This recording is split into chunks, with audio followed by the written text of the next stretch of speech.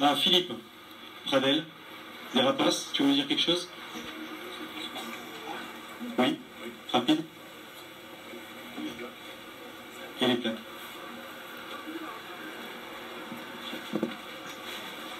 Oh, il est intimidé, il est jeune, c'est pour ça. Bonjour, je voudrais déjà, tiens, si tu peux me passer la première plaque. Je m'appelle Philippe, je suis un des fondateurs et le président du club des Rapaces. Monsieur le maire, nous vous avons fait une petite plaque commémorative pour vous remercier. Avec plaisir. Oui. Je ne sais pas si madame la sous-préfète, madame Céline Platel n'a pas pu venir, donc vous lui remettrez. Madame la députée Sylvia Pinel aussi. Et j'appelle simplement le représentant de l'Union nationale des parachutistes, s'il vous plaît. Mon colonel. Pardonnez-nous, nous sommes des militaires, c'est un peu formel. Mon respect, mon colonel, j'ai l'honneur de vous remettre une plaque que je vous remercie de transmettre au chef de corps du 17e RGP, de notre part. Merci, mon colonel.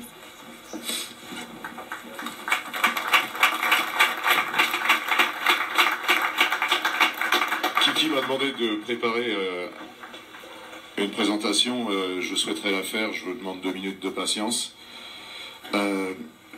Je m'adresse à Loïc. Je ne sais pas où est la caméra qui filme. Bonjour frère. Mesdames et messieurs, je vous remercie d'être présents ici aujourd'hui. Nous sommes toutes et tous réunis pour soutenir et accompagner notre camarade Loïc Liber, seul survivant de la tuerie de Montauban en 2012, et afin de commémorer aussi les 6 ans des attentats, en mémoire des camarades militaires et des civils tombés lors des attentats de Toulouse et Montauban. Le caporal-chef Loïc Liber est membre d'honneur et parrain de notre club de motards, le MC Rapaces, fondé en 1978, qui est un club d'anciens militaires de carrière ayant servi dans les unités para de plusieurs armées dans le monde. Loïc, notre camarade, notre frère, reste ainsi notre frère d'armes, notre égal, et un membre à part entière de notre famille, premier parmi ses pairs et parmi ses semblables, que je souhaite tous nommer maintenant, car il n'est dommage que dans la grandeur de l'être, et celle-ci n'est que grâce à la grandeur des causes qu'il embrasse, et auxquelles il dédie sa vie, son cœur, parfois son sacrifice, et toujours son avenir avec foi et détermination. Ainsi, le caporal-chef Loïc Liber du 17e régiment de génie parachutiste compte parmi les hommes qui ont servi dans des unités d'élite qui furent le creuset de notre club. Celles dans lesquelles certains des hommes que vous voyez ici présents, en uniforme, en béret rouge ou avec les insignes, ont servi, et il en est représentatif au regard des faits d'armes légendaires et respectables qui ont forgé leur l'histoire et la sienne, dans laquelle il est toujours.